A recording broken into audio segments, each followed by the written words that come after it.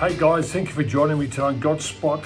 I want to talk to you about the incredible speed of unpleasant situations. In Matthew 8:23 through 24, now when he got into the boat, his disciples followed him, and suddenly a great tempest arose on the sea, so that the boat was covered with waves. But he, being Jesus, was asleep. A number of years ago, I had the privilege of being able to travel to Israel.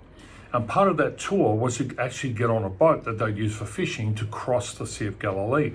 When we were on that boat, the tour guide explained to us how quick a storm can blow in. You can go out, the water can be very calm, and out of nowhere, a storm can blow in to the point that boats are submerged and fishermen lose their lives. It painted a really good picture of what was happening this day. That here they are, they get in their boat, the water looks good, it's all smooth sailing, and then bam, out of nowhere, things take an incredible turn for the worse, and before they know it, they're in a bad situation.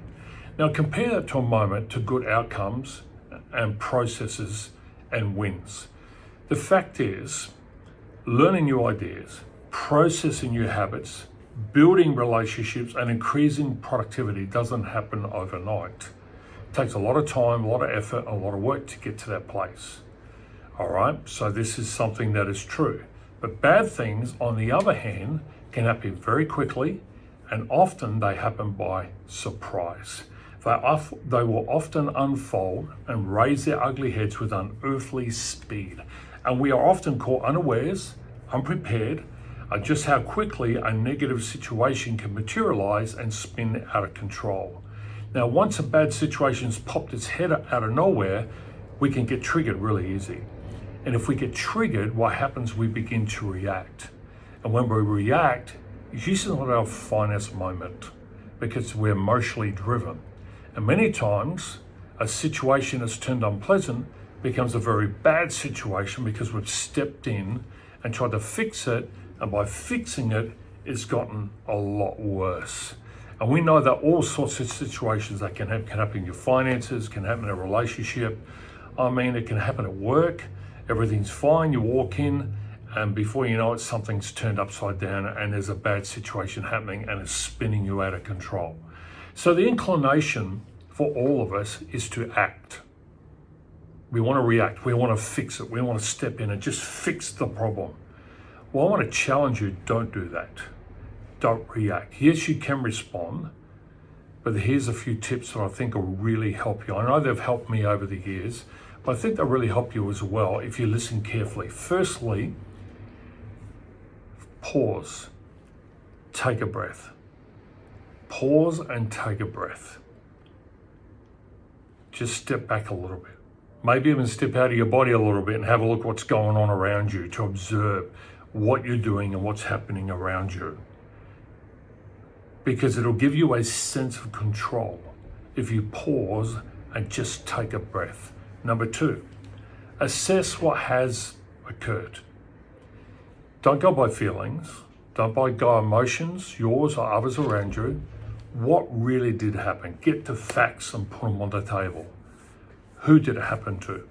When did it happen? How did it happen? What has been done since?